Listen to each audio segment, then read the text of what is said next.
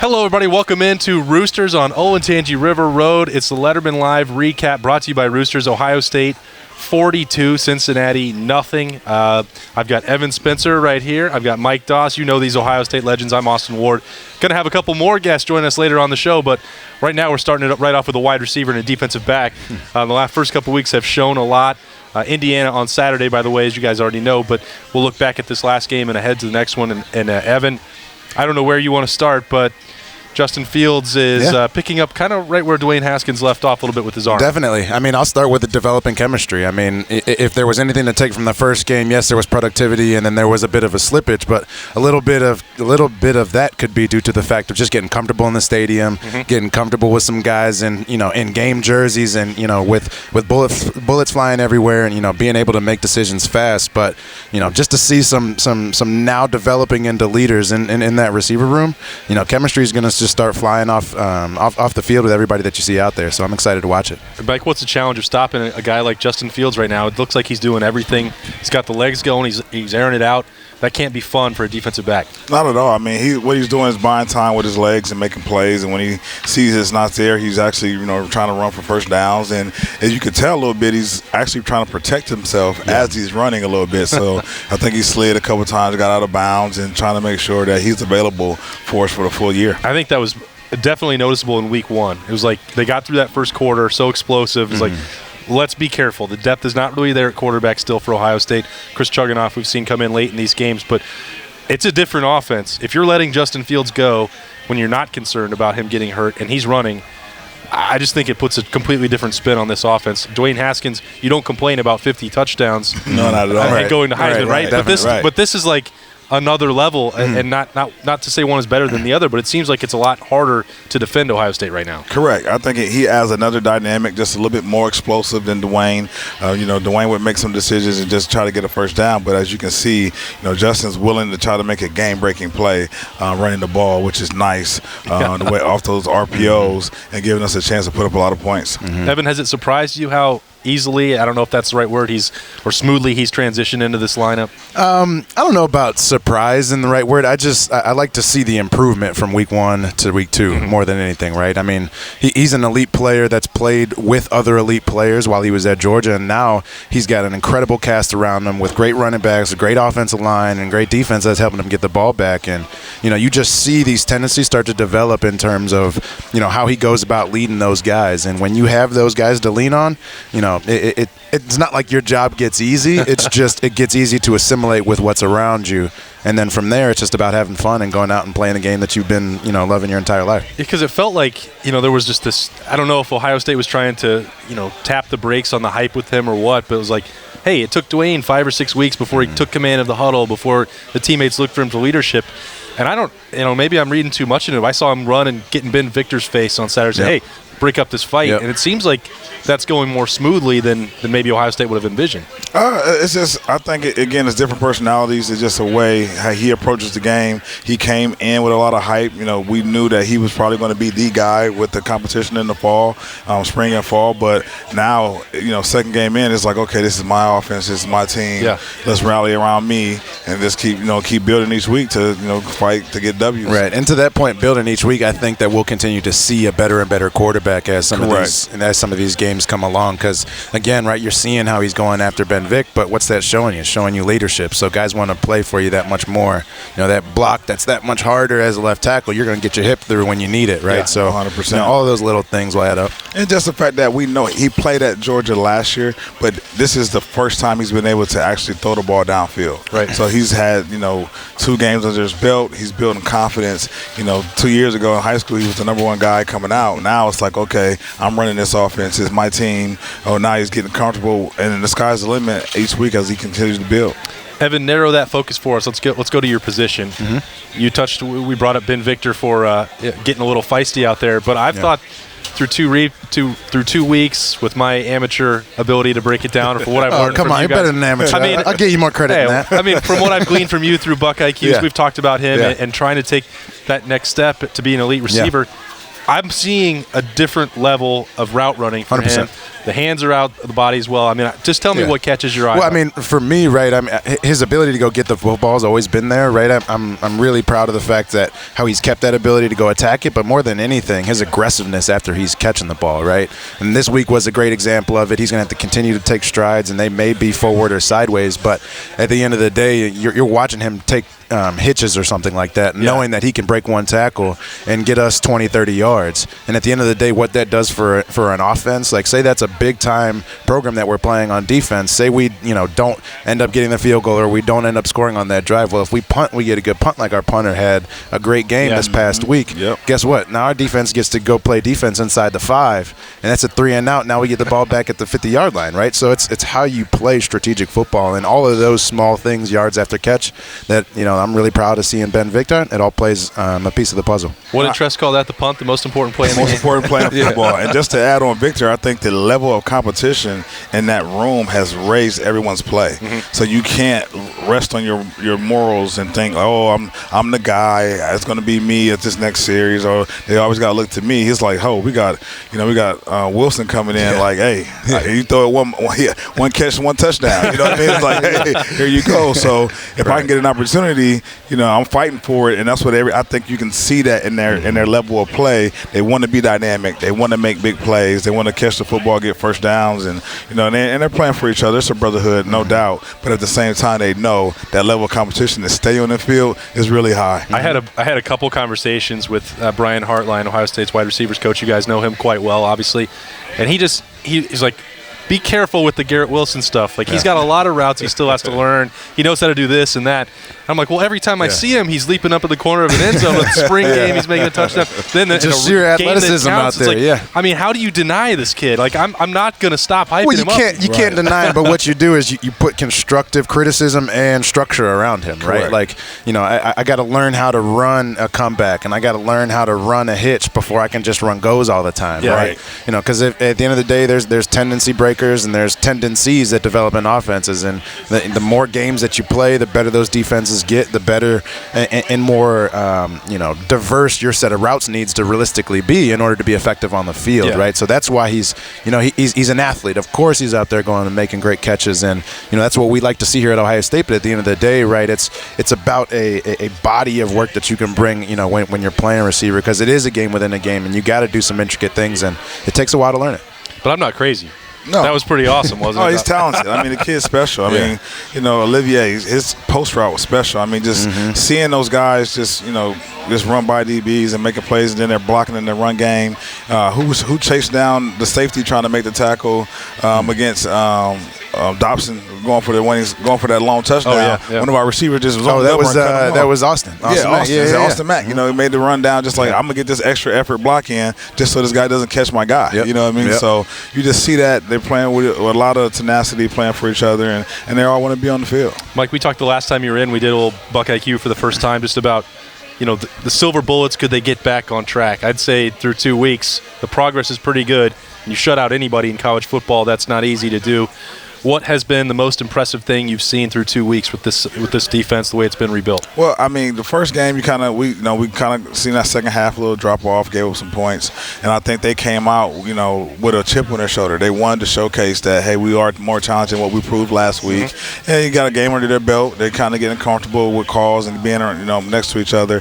But I love to see the way our defensive line's playing, and our linebackers are flying around, and our defensive backs are making open field tackles and definitely trying to make some plays on the ball. That's the big thing that you want to see in that secondary, is making big plays on the ball, making plays on the ball.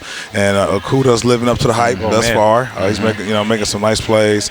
And you just, we're still doing a lot of subs, getting a lot of reps for some guys. But that defense, I think we're 5th right now in national defense. I'm sorry, Big Ten, number 20 in national defense. So we got a ways to go, but we're getting better every week, and that's what you want to see. You want to see those guys getting better every week. And, Chase Young is a man amongst boys. I mean, we can talk about him all day. It sort of felt like, Ohio State hasn't had to show everything yet. Everybody focuses on the offense. They held it back a little. Well, I think defense, certainly in week 1, it's like, well, they're just going to go base, get through the game. Well, that's the one point that I wanted to make is how impressive that they have looked playing base defense, right? Correct. Like their run lanes and their fits in the run game are so incredible with base defense, right? Correct.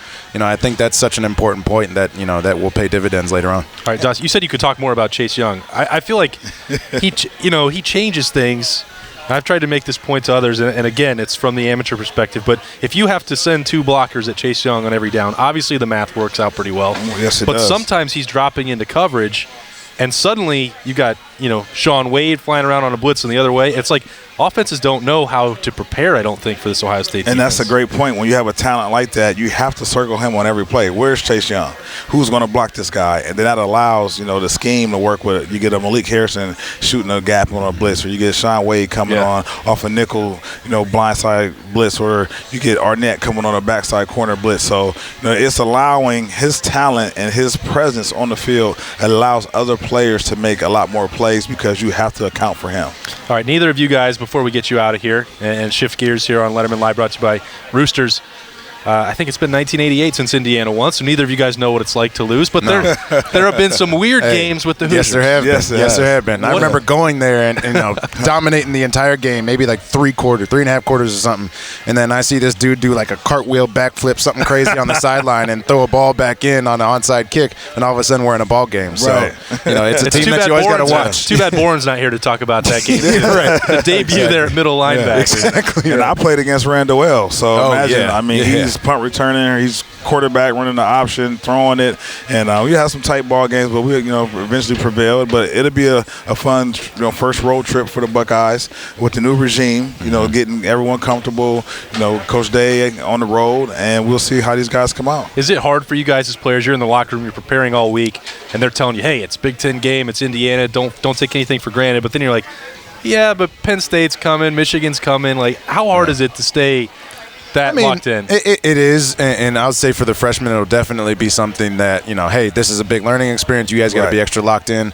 For the seniors, it's got to be, and seniors, upperclassmen, the leaders of the team, it's got to be almost known in their head, right? This is our first opportunity to go out on the road and showcase ourselves on the road, right? Like get together in a hotel, you know what I mean? Like those are all little small things that, the first game or the first time of the season you have to do it. It's something that's, all right, cool, I got my feet wet, now I can keep going a little bit. So, And a good thing, Indiana's going to be packed, it'll probably be 65% Ohio State fans, but it's still a road trip. It's not a truly hostile environment like a Penn State or that team up north. But at the end of the day, they'll get that learning experience of those 85 guys that travel, guys that travel, and, they're on the sideline brotherhood, keeping everybody accountable. And I think they'll go out and handle business and take care of it like they've done thus far. All right, give me some score predictions before you go. Oh, man. 42-7.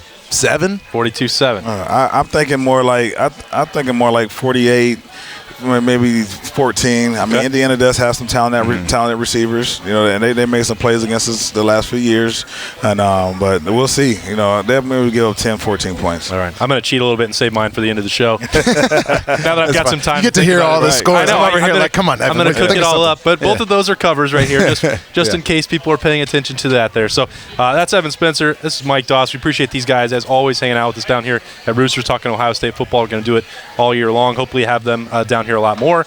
But now we're going to take a quick break, maybe eat some food, and get a word from Roosters. Hey, Buckeye fans, as the official wing sponsor of your Ohio State Buckeyes, Roosters is giving away 12 trips for 2 to this year's Buckeye Bowl game. Each trip comes complete with airfare, hotel, gift bag, and 2 lower-level tickets. One bowl prize winner chosen each week, along with other cool Roosters weekly prizes. So register every week at your favorite Roosters or at roosterswings.com. Roosters, a fun, casual joint, and the official wing sponsor of Ohio State Athletics. Official contest rules at roosterswings.com. All right, welcome back. It's round 2 here, the second segment of the afternoon at Roosters. Changed up the personnel here. Just better looking. The sub package. Thank you. Jake Stoneburner, former Ohio State tight end, NFL tight end, and Tim May needs no introduction for his career. We've been talking a little bit, I think one's guys. more famous than the other here. Well, Jake the Snake versus Tim. I think you're both going to be signing autographs when we leave, so it doesn't matter. Yeah, exactly. Stoney, since we didn't have you on, I think we just got to jump right into the way. Maybe you should have been here last week to talk about Jeremy Rucker and those two. When they were actually catching passes, those two right? touchdowns. But we're seeing a lot of that. The multiple tight end packages. Some of them with 3. I think they might even go 4 at some point. The way that Jake Hausman's coming along, but you've got it. Are you encouraged? I guess by the usage in the first 2 games. Took 10 years. Okay, maybe even longer. I think. Hey, they threw you a pass at Penn State once. Yeah, right. 1 or 2. I love it. It just. gives a little different feel to Ohio State's offense. It's not this spread and we're going to attack. It's, hey, we can bunch it down and still make plays because we got athletes at tight end now. Yeah. It was funny because when he played there, occasionally you would ask about these kind of packages. Where are they? Because, you don't know this, Jake, but my favorite saying in football is nobody ever covers a tight end or covers them consistently. And I see that. You see that. You saw it as a player.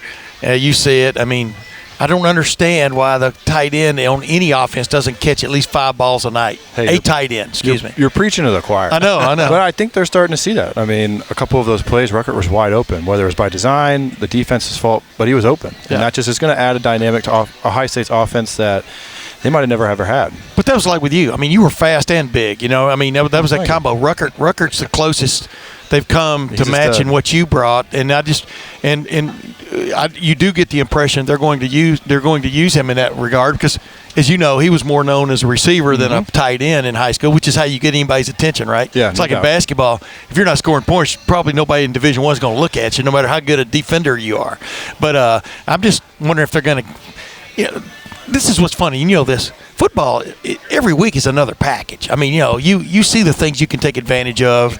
And that's what you try to exploit because you're coaching college football, not the pros. Right. And I understand all that. But I don't understand why the tight end is not more a featured part of that package, I guess is my point. I wonder if Cincinnati saw what happened to Florida Atlantic and with Jeremy Ruckert. And it wasn't just him. He got open because of Luke Farrell and the routes he was running. It's some interesting and dangerous concepts there for defenses. But I wonder if that's going to be the situation. Well, Ohio State put that on film, and Cincinnati's like, well, we can't let that happen with Ruckert. Can't let Luke Farrell get free.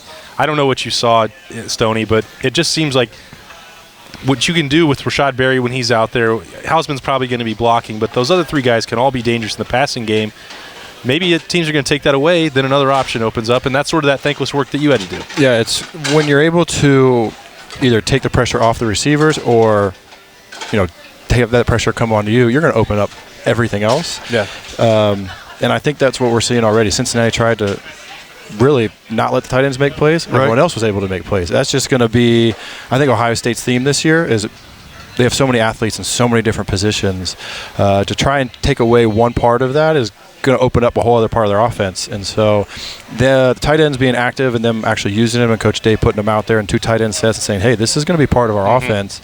Now teams are going to have to plan for that, and that just adds another little wrinkle that maybe Ohio State didn't have in years past. Plus, when Saturday was an exercise in Cincinnati was bringing guys from all kinds of different angles up from a blitz situation, and the tight ends were clearly involved more in the pass pro than they were anything else, which actually paid off. So, like I said, every week, that's the interesting thing about college football.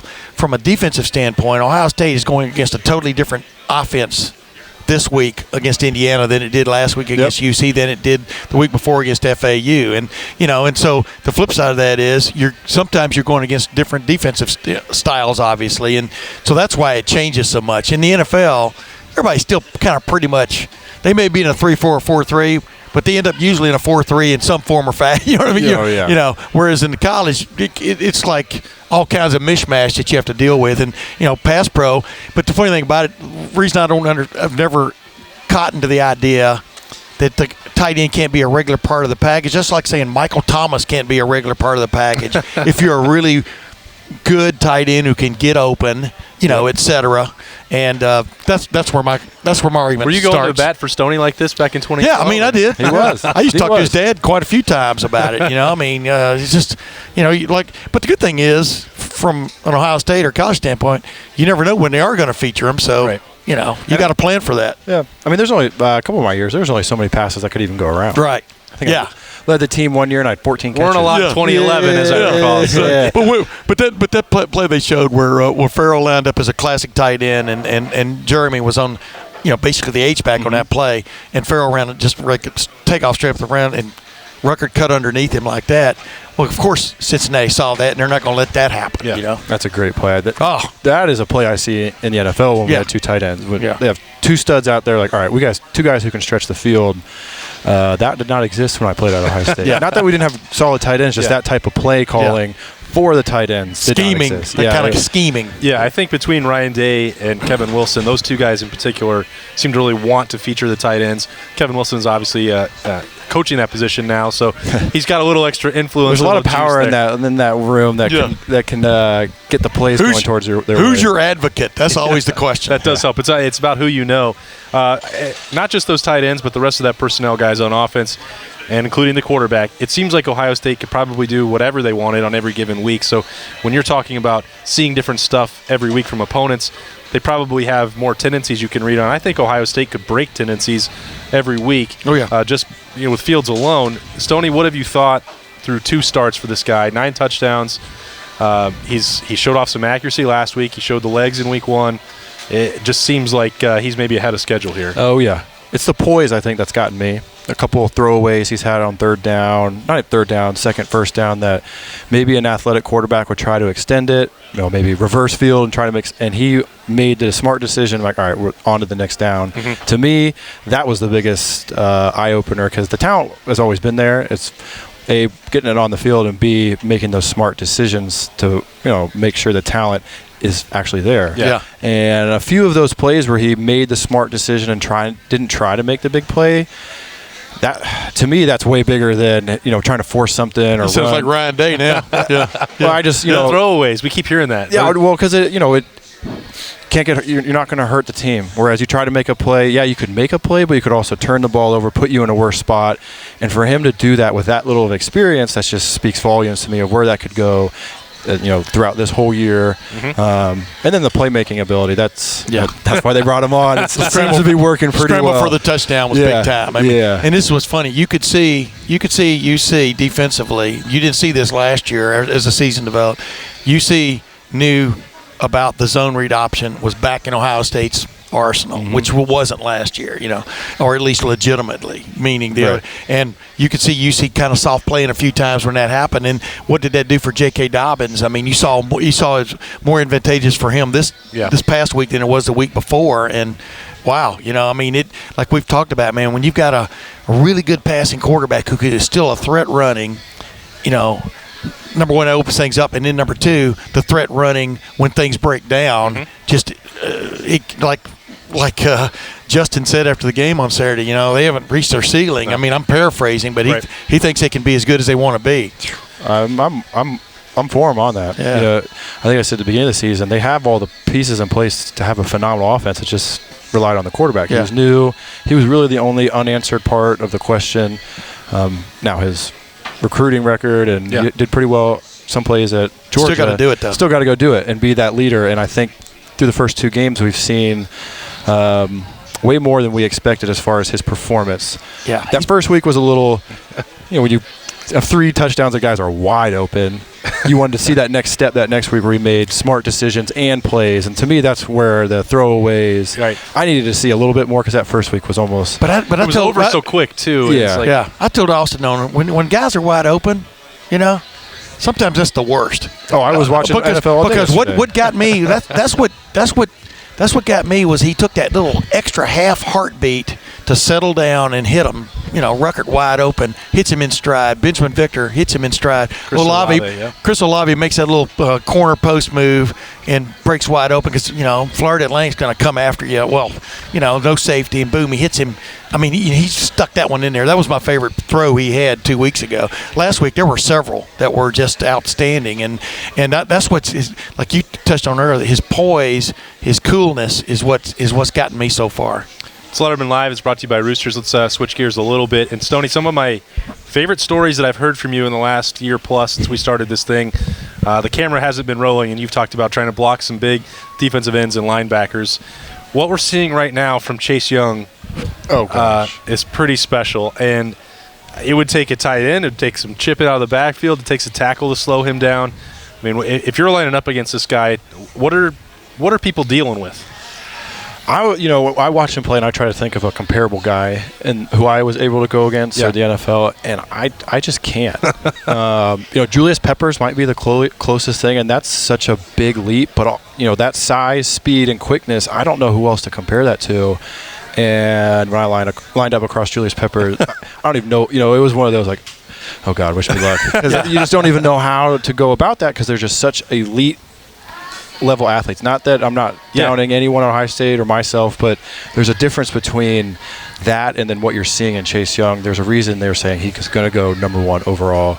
You do need tight ends, running backs, and offensive line to stop this guy. You can't just have one-on-one or he's going to wreck your team. Yeah, you're seeing that already. And we talked. What's funny? You know what's funny about Chase Young though? He's one of those guys when you look at him, like from the press box, and you're looking at him. He looks impressive, but he's one of those guys that the closer you get to him is when you kind of go, my goodness. I mean, this guy. Size. There was this photo posted of him during training camp, right next to Dobbins. Yeah. And it was like like he was standing next to a 6th grader. Yeah, but and Dobbins is 225 pounds. And the thing about the Boses is the Boses just kind of looked about 6'3". You know what I mean? They look like me, just 280, 290. Yeah, 280 with leg. I mean, their lower half is what sets them apart, in my opinion.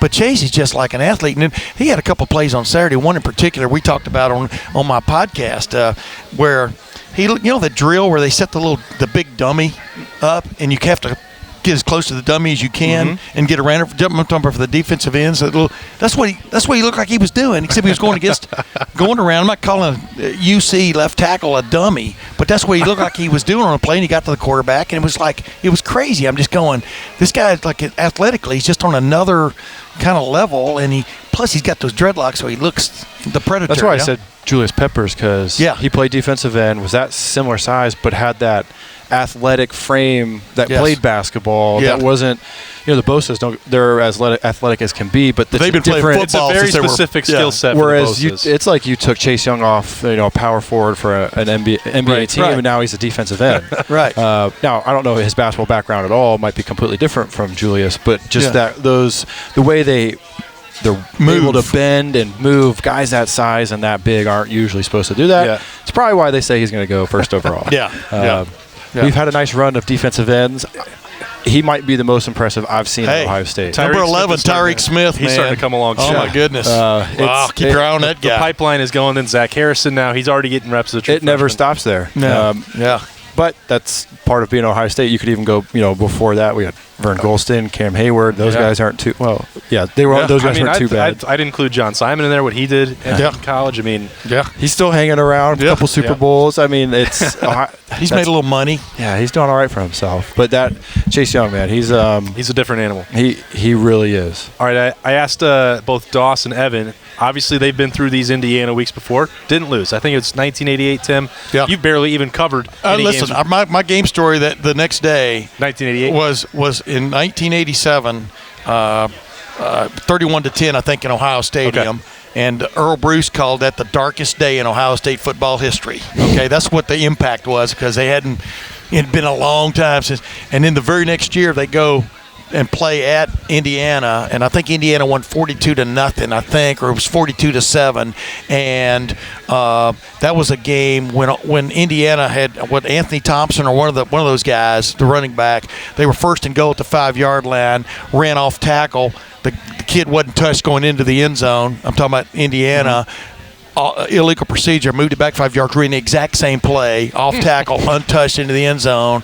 And I said, a new day has dawned in the Big Ten because Indiana had just beaten Ohio State 2 years in a row. Bill Mallory had it going on at Indiana.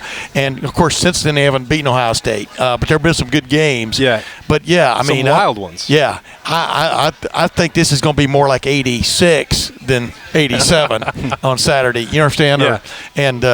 But I don't even know what your question was, but it was really interesting because these little programs come up, kind of get it going, and then kind of fall off the beam, I guess I asked those guys, Evan and Doss, what it's like to prepare for Indiana week because, Stoney, you guys know, I mean, it's been going on for years. You're supposed to beat Indiana. You do beat Indiana. Sometimes some really weird ones pop up. Oh, yeah. Evan talked about 2012, and that one got, squirrely in a hurry in Zach Bourne's debut at middle linebacker.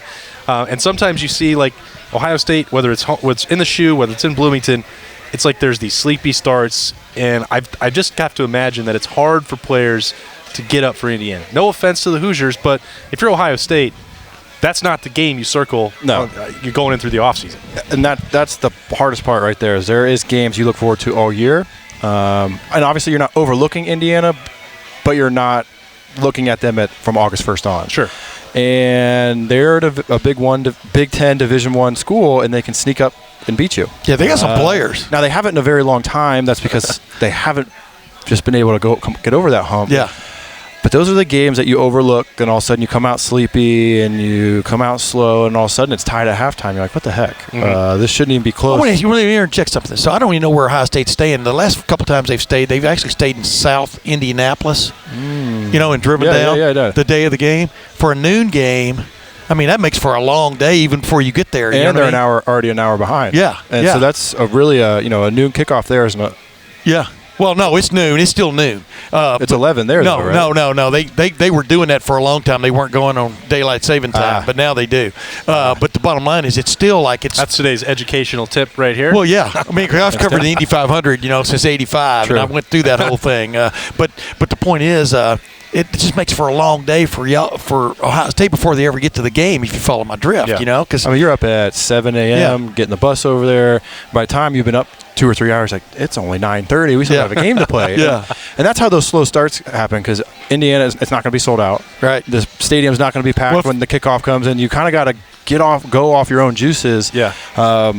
Coach Maradi always had he would make sure we were ready for that one. What's fun about the crowd there, though, because it probably will be a really good crowd on Saturday because, number one, Indiana's undefeated. Number two, there's Ohio State fans can get there. Number three, that's when Indiana's always taking their stadium photos for the media guys. Because everybody in the crowd's wearing red. My senior year, that 2012, we played them at night there, and it was all red, but probably half of it was Ohio State. Oh, yeah, at least. In their books, they're sold out for Indiana. Oh, at least. They'll take it. They'll take the money any way that they can get it. Lettermen Live here, brought to you by Roosters, winding down a little bit. Time to get to the predictions and what you might be expecting to see or what you want to see. Stoney, I'll start with you. What are you looking for? What do you think the score will be? Score, let's go 35-10. Okay. Slow start, but I think noon, yep. They're too powerful in all positions to succumb to less than 35 points. Gotcha. Maybe that's just the way the first two games, but their offense has been almost flawless. I think it might have a slow start, but I still think they have so many pieces to that puzzle on offense. I don't think Indiana can match with that. And I'm just looking for the quarterback to take another step. All the other guys are leaders. They've been around. He's the piece that hasn't been there, and I think the more he plays, the more comfortable he gets. He already seems very comfortable. Sure. But maybe even just as that starter and that leader, big things I think are coming for him. So I just want to see him take that next step. Like I said last week, when him just throwing the ball away, to me that was him taking that next step. Just making slow, because he's got it all. It's just now can he put it together week after week after week, and now it's his first road Big Ten game. Now it's not going to be night game. Not going to be the craziest one he sees. No, but it's a good start. I think it'll be a good one to get under his belt, see how he performs in a different environment, not at Ohio Stadium. But I still think I don't think it's going to be very close at all. Tim, what do you got? Ball State scored in the 20s on these guys in the season opener. I think it was at Ball State or Indianapolis. It was in Indianapolis. Yeah. Anyway, bottom line is I'm looking at that. Eastern Illinois, we could put together a team in here that could probably compete with Eastern Illinois. We'll put you at quarterback. We've got a wide receiver H-back. I would have to be quarterback because I can't run. Can't throw a little. But anyway, long story short, I picked 41-14 last week against UC, and it felt really good about it. And UC had a couple of scoring chances that they blew, obviously. But I think 41-14 is a good score in this, and it could be more on the Ohio State end because I think if they get them going a little bit, it could get really one-sided. But I mean, like Jake's talked about, Indiana's got some Big Ten Big Ten caliber football players. They just don't have as many as Ohio State, and it sometimes shows up in the third and fourth quarter in these kind of games. What I'm interested in is, do they get back to the mesh route, for example, which they unveiled over there 2 years ago? Ryan Day, his first year as a quarterbacks coach and a passing game coordinator, because you haven't seen them throw over the middle really. I'm talking about underneath and stuff. Right. If Ohio State kind of gets that going too, I think Indiana would have trouble with that. And some other things, seeing just new wrinkles in the offense, I think it could get pretty bad. But I'm 41-14 is my score. It's pretty wild. I'm hemming and hawing because there's a bunch of things going on in your brain right now about this game because Tom Allen's a pretty good defensive coach. Yeah. He just doesn't have the dudes. I mean, that's it's like you got the X's, but you don't have the. Yeah. power the names behind to go with them. Yeah. And the way Ohio State's been clicking right now, it's like, man, they really haven't even had to open it up yet. That's right. They've still got the mesh routes in reserve. Yeah. They've shown a glimpse of the tight ends. Yeah, when you were saying that, I was like, so true, but they haven't even needed to. Now I think they've got. I think Indiana's got a quandary at quarterback a little bit because Michael Penix was named the starter, but the Peyton Ramsey kid's actually he looked pretty good last week, for example, and so there may be a little quandary there that may help Ohio State, but they also can kind of like mix and match. I'm talking about Indiana can. That's why I could see them getting a few drives going. Yeah, but they got Chase Young coming out. yeah, that's going to make it hard for any quarterback. That's why. And Devon Hamilton. Dude, their defense just, it's Ohio State. They just never, reload after reload after reload. Got it rolling right now. Oh, yeah. It's great. I think it's going to be, I think this one's going to be wider than the first 2 weeks. So this will be the biggest spread I've picked. I think it'll be 49-10. Ohio State's going to cruise in this one, but it does make me nervous just because of what I said. Some of these weird halves, even the 2014 team at home had that issue where they needed Jalen Marshall to go off in the second half before they pull away. But Ohio State tends to pull away, so that 14-point spread is interesting. I think it'll wind up being okay for the Buckeyes. By the way, a football game is 4 quarters, not just one. Is that right? Yeah, that's one. That's two educational modes. Remember the kid was dropping dimes on him at the beginning of that game 2 years ago, and then Ohio State figured some things out, and next thing you know. That's the problem with those teams playing against Ohio. You got to do it for 4 quarters. Oh, yeah. You can't just have one great one and hopefully to contend because Ohio State has too many good players from almost every position. It's got to be a 4-quarter game. Right. And I think FAU, UC, and even Indiana, they just don't have the talent to keep up with that for 4 straight quarters. Now, you can play down to their talent, but if Ohio State plays anywhere where they're supposed to be, it shouldn't be close at all. That's a great point. Great analysis. Jake Stoneburner, Tim May. We had Evan Spencer and Mike Dawson here. I'm just Dawson Ward. This has been really fun hanging out again. Every Monday we're going to be here. Roosters, we're on Olentangy River today. Who knows? Might spread it around town, but it's been fun getting these food, this wing, fries. Time to dig in for me. We'll see you next week after Ohio State and Indiana. We'll break it all down. See ya.